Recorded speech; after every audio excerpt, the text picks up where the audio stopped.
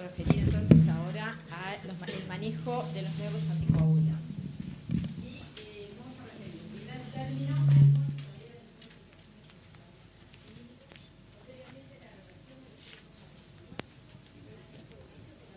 y el bridging entre los nuevos anticoagulantes entre sí con las heparinas de bajo peso molecular. Debemos recordar que no requiere el monitoreo de rutina, pero existen situaciones de emergencia que requieren conocer el estado de anticoagulación del paciente. Entonces, estas situaciones pueden ser que el paciente deba ser sometido a un procedimiento invasivo, que tenga que ser sometido a una intervención quirúrgica, que esté sangrando, que tenga un evento trombótico. Los estudios de coagulación convencionales tienen limitaciones en cuanto a reflejar a reflejar con seguridad el estado de anticoagulación. Nos pueden orientar a saber si el paciente está recibiendo o no recibiendo el fármaco, pero si bien se modifican, no traducen exactamente el grado de anticoagulación o no. Y generalmente, como dijimos, no existe relación entre el resultado del examen paraclínico y el efecto del fármaco. Entonces, nos vamos a referir fundamentalmente a las alteraciones que producen el rivaroxaban y el dabigatran a nivel de la crisis. Como dijo el doctor Mouchy previamente, el pico de acción del rivaroxaban se ve aproximadamente a las 2 horas de su administración.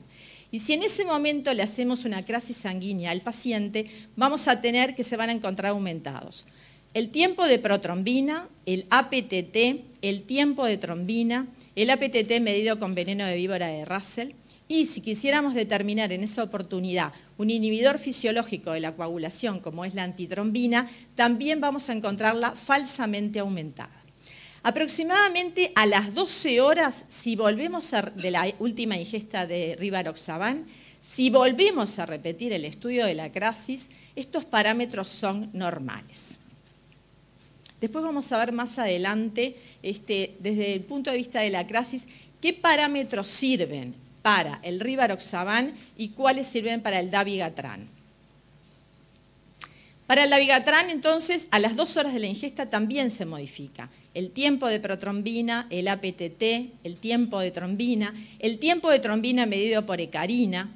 Se ve falsamente un aumento de la antitrombina, todo eso dependiendo de la técnica que se emplee para determinar la antitrombina, inhibidor fisiológico de la coagulación. Y también se ven alterados la resistencia a la proteína C activada y la determinación de otros 2 inhibidores como son la proteína C y la proteína S.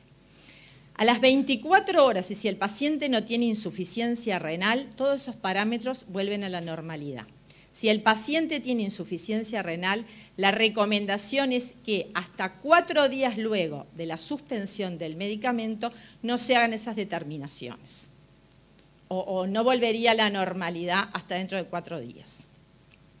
En esta diapositiva lo que les quise demostrar es que si bien nosotros tenemos un paciente que está recibiendo anticoagulantes orales y se modifican todos los parámetros de la crisis, hay algunos que van a tener más valor de acuerdo al fármaco que estemos utilizando. Entonces, en el caso del tiempo de protrombina, el rivaroxaban es el que tiene más valor como para reflejar que el paciente está recibiendo el fármaco. En el caso del dabigatran lo es para el tiempo de trombina para el tiempo de trombina medido con hecarina y también para el APTT. La determinación del factor 10 activado, el anti-10 activado por técnicas cromogénicas, también nos pone sobre la pista con respecto al nivel o con respecto a saber si el paciente está recibiendo o no el rivaroxaban, pero no el dabigatran. Entonces, los nuevos anticoagulantes modifican los exámenes de la coagulación, pero también modifican los determinados factores que estudiamos en un paciente con un estado trombofílico, como son la antitrombina, la proteína C y la proteína S, y por eso no se deben determinar cuando el paciente está bajo anticoagulantes orales. En el caso, por ejemplo, de la determinación del inhibidor lúpico, tiene que ser bastante más alejado. Así como para los inhibidores fisiológicos se requieren 24 horas, para el inhibidor lúpico se requieren 48 horas o más de suspendido el medicamento para poder determinarlo. Nos vamos a referir ahora a la reversión del efecto farmacológico. Lo primero que tenemos que tener en cuenta es que si bien están en estudio los nuevos antídotos para los inhibidores del factor 10 y del factor 2, todavía no están en plaza y están algunos en estudios en fase 3. Entonces, ¿qué tenemos que conocer? La hora de la última dosis, porque como dijimos anteriormente, aproximadamente entre las 2 a las 4 horas de la última ingesta se ve el pico plasmático. Esto importa por las medidas que vamos a tomar posteriormente en situaciones de emergencia. Hay que conocer, en el caso fundamentalmente del dabigatran, la función renal del paciente. Y como se dijo anteriormente, la interacción que puede tener el fármaco con algunos otros medicamentos que esté recibiendo el paciente. También se debe conocer si el paciente asocia, además del nuevo anticoagulante oral, la ingesta de algún antiagregante plaquetario, por ejemplo, como se ve en cardiología, que puedan exacerbar el riesgo del sangrado del paciente. Y, por supuesto, que conocer cuál es el motivo por el cual el paciente está recibiendo ese anticoagulante, qué estado trombofílico tiene o cuál fue la causa que determinó su ingesta. Entonces, cuando estamos frente a un paciente que viene a la emergencia con un sangrado, lo primero que tenemos que determinar si es un sangrado menor o es un sangrado mayor. Y definimos como sangrado mayor el descenso del nivel de hemoglobina de 2 gramos por decilitro o el requerimiento de 2 concentrados de glóbulos rojos o más. También tenemos que saber cuáles son los sangrados con riesgo vital, que constituyen un sangrado mayor, pero en el cual se plantea que el descenso del nivel de hemoglobina es de hasta 5 gramos por decilitro y requiere una reposición con concentrados de glóbulos rojos de 4 o más. Se considera también sangrado con riesgo vital la necesidad de usar inotrópicos o el requerimiento de cirugía. Y sangrados en zonas críticas se consideran el intracraniano, el intramedular, el pericárdico, el intraarticular, intramuscular, intraocular, cuando genera un síndrome de compartimentación o retroperitoneal.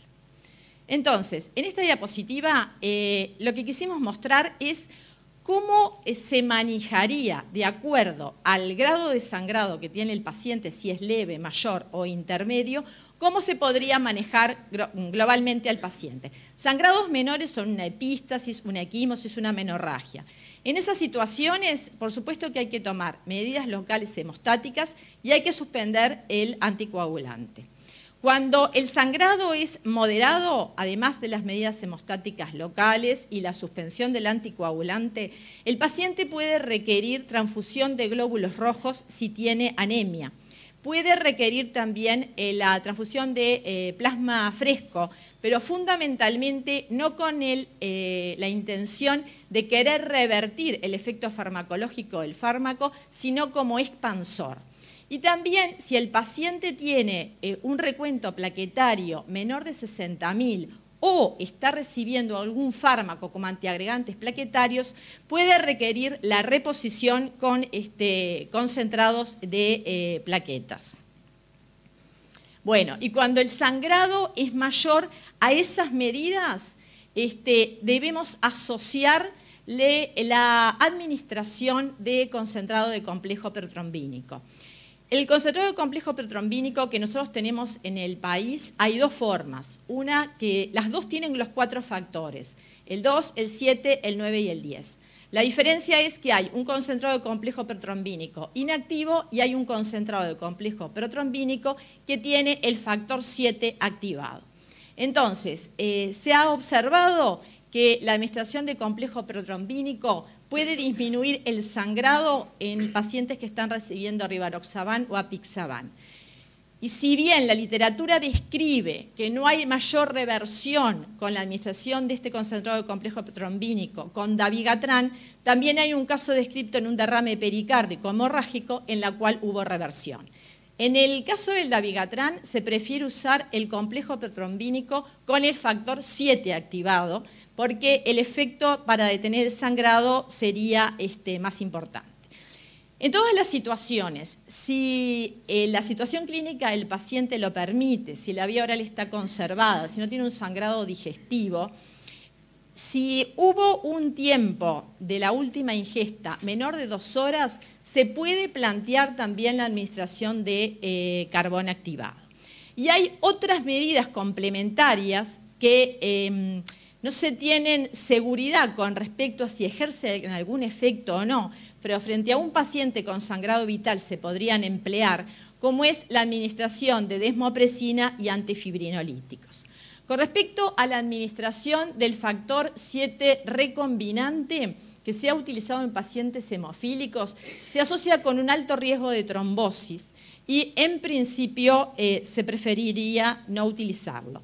Esto es para mostrarles los productos que hay en nuestro país, como dije anteriormente, el concentrado de complejo protrombínico con los 4 factores no activados, que es el Octaplex, el concentrado de complejo protrombínico con el 2, el 9 y el 10 no activados, y el 7 activado, que es Feiba, y el factor 7 recombinante, que es Novoseven. Bueno, y en esta diapositiva lo que quisimos mostrar son los tipos de estudio que se hicieron y que mostraron si alguna medida terapéutica es mejor para un fármaco o el otro. Entonces, la administración de carbón activado no se ha hecho in vitro para dabigatran y ha mostrado resultados, pero no se tienen datos con respecto a su administración en pacientes que reciben rivaroxaban. Con respecto a la hemodiálisis, solamente sirve en el caso del dabigatran. Con respecto a la administración de plasma fresco congelado, se ha observado su administración como reversión del sangrado en modelos en ratones. Como dijimos anteriormente, nosotros lo utilizamos fundamentalmente como expansor plasmático. Y la administración de concentrado de factor 4 plaquetario se ha observado en pacientes en modelos con dabigatran y con rivaroxaban. ¿Cuáles son las sugerencias? Entonces, emplear carbón activado para dabigatran y rivaroxaban. Hemodiálisis para dabigatran. Plasma fresco congelado, no, solamente como expansor y no para revertir el efecto farmacológico. Y concentrado de factor de complejo protrombínico para rivaroxaban y dabigatran. Hay antídotos específicos en desarrollo, anticuerpos anti-dabigatran y hay derivados del factor 10 inactivos contra el rivaroxaban. El Andexanet alfa, que está en desarrollo para el empleo en pacientes que están recibiendo rivaroxaban, es una proteína recombinante derivada del factor 10 humano que no requiere ser activada, que tiene una gran afinidad por los inhibidores del factor 10 activado en forma dosis dependiente, que no puede unirse al complejo protrombinasa o al factor 10 activado, o sea que no tiene actividad pro o anticoagulante. Estudios preclínicos en plasma de ratas y humanos mostraron que una dosis de 0,5 micromoles neutralizan 0,23 micromoles de rivaroxaban. Aproximadamente el descenso del fármaco libre se produce a los 90 minutos de su administración, se evidencia en la modificación de los test de laboratorio y también se evidencia en la disminución del sangrado. Aparentemente, después de esos 90 minutos y que desciende, habría un repique del fármaco en sangre, por los cuales algunos trabajos se están desarrollando ya para la administración en una infusión posterior. El idarucizumab se utiliza o está en estudio para los pacientes que están recibiendo dabigatran. Hay estudios en fase 3, el Reverse-AD. Se administran 5 gramos intravenosos en pacientes con sangrado activo o que requirieron cirugía o procedimiento de emergencia que estaban recibiendo dabigatran. El objetivo primario del trabajo que está en curso es la máxima reversión del efecto anticoagulante medido por el tiempo de trombina y por el tiempo de trombina con hecarina. En cualquier momento, desde el momento de la última infusión hasta 4 horas luego. Y el objetivo secundario es la reversión de la PTT del tiempo de trombina y la duración del efecto de esa reversión, la existencia de sangrado mayor después de una cirugía, entre otros objetivos.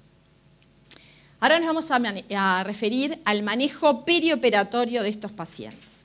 Entonces, lo primero que tenemos que definir es cuáles cirugías se van a asociar con bajo riesgo de sangrado y cuáles cirugías se van a asociar con alto riesgo de sangrado.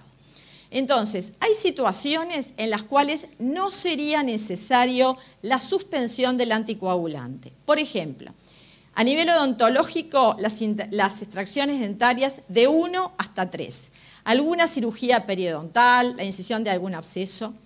En oftalmología, las cataratas y el glaucoma no requerirían la suspensión de los nuevos anticoagulantes.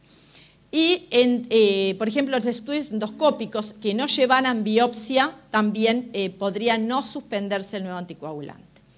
¿Cuáles son las cirugías con riesgo bajo de sangrado?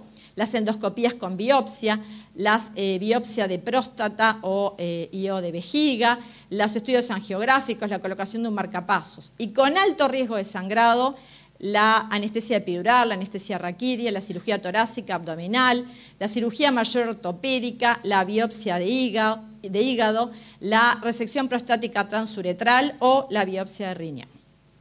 Entonces, frente a un paciente que va a ser sometido a una intervención quirúrgica, definimos primeramente qué medicación está recibiendo, dabigatran o rivaroxaban, cómo es el clearance de creatinina, sobre todo para el caso del dabigatran, para saber en qué momento debemos suspender la medicación. Los de bajo riesgo de sangrado quirúrgico, si están recibiendo dabigatran y tiene un clearance de creatinina mayor de 50, 2 días antes de la cirugía hay que suspender la medicación. Si tiene alto riesgo de sangrado quirúrgico, 3 días antes de la cirugía debe suspenderse la medicación. Si por el contrario el paciente tiene un clearance de creatinina entre 30 y 50, la última dosis con bajo riesgo quirúrgico debe ser 3 días antes.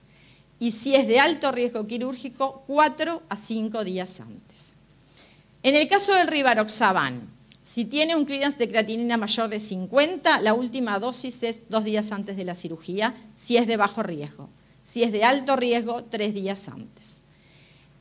Si tiene un clearance de creatinina entre 30 y 50, también como en la situación anterior se puede suspender 2 días antes y en los de alto riesgo también. Y la diferencia es cuando el clearance de creatinina está entre 15 y 29, la última dosis para bajo riesgo quirúrgico son 3 días antes y para alto riesgo quirúrgico 4 días antes. Entonces, el riesgo tromboembólico que tiene el paciente va a determinar qué estrategia antitrombótica se usa periprocedimiento. Y el riesgo de sangrado por el procedimiento determinan cómo se usan los antitrombóticos en el posoperatorio. Entonces, en este esquema tenemos, el paciente tiene alto riesgo trombótico y podemos dividirlo. En alto riesgo de sangrado hay que hacer un bridging de los nuevos anticoagulantes a las heparinas. En el caso de alto riesgo tromboembólico, pero bajo riesgo de sangrado, también hay que hacer un bridging. En el caso de bajo riesgo tromboembólico, no se hace bridging. En el caso de que tenga un riesgo tromboembólico intermedio con alto riesgo de sangrado, no se hace bridging, es una categoría 2C. Y con riesgo tromboembólico intermedio y bajo riesgo de sangrado, se puede considerar hacer un bridging. ¿Cómo reiniciamos los nuevos anticoagulantes después de un acto quirúrgico? Si el paciente está recibiendo dabigatran y tiene un bajo riesgo de sangrado quirúrgico, se puede iniciar a las 24 horas del posoperatorio. Si tiene un alto riesgo de sangrado, se puede iniciar a los 2 a 3 días de la última cirugía. En algunas situaciones se plantea comenzar a mitad de dosis. Con respecto al rivaroxaban, si tiene bajo riesgo de sangrado, se puede iniciar a las 24 horas de la cirugía y si tiene alto riesgo de sangrado, a los 2 a 3 días de la cirugía. Debemos destacar que en los casos, por ejemplo, de la anestesia epidural, de una punción lumbar, en la que el paciente venía recibiendo los nuevos anticoagulantes, si el sangrado, si la punción lumbar fue sin sangrado, se puede reinstalar el nuevo anticoagulante entre las 4 a 6 horas después de realizada. Y por último, vamos a ver cómo se hace el bridging. El rápido pico de acción que determinan los anticoagulantes plantea que en algunas situaciones no sea necesario. Como dijimos anteriormente, de acuerdo con el riesgo tromboembólico y el riesgo de sangrado, se puede requerir un bridging, pero también hay situaciones en las cuales el paciente se realizó una resección gástrica o tiene un hilio posoperatorio, en la cual puede estar afectada la biodisponibilidad de los fármacos, y entonces en ese caso se debe hacer un bridging. El dabigatran, cuando el paciente viene recibiendo heparina de bajo peso molecular, se debe pasar a dabigatran a las 22 o a las 24 horas de la última vez que recibió la heparina de bajo peso molecular. Si debemos pasar de heparina no fraccionada a dabigatran, una vez suspendido y cortado el goteo de heparina no fraccionada, ya debe recibir la dosis de dabigatran. De dabigatran a heparina de bajo peso molecular o heparina no fraccionada se pasa cuando correspondiese la siguiente dosis de dabigatran. De warfarina a dabigatran. Hay que suspender la warfarina e iniciar el dabigatran cuando el INR sea menor de 2 o 2. De dabigatran a warfarina. Se tiene que ajustar según el clearance de creatinina para iniciar la warfarina por el tiempo de vida media del dabigatran. Se podría iniciar warfarina 3 días antes de suspender el dabigatran por el tiempo que lleva lograr la anticoagulación con warfarina.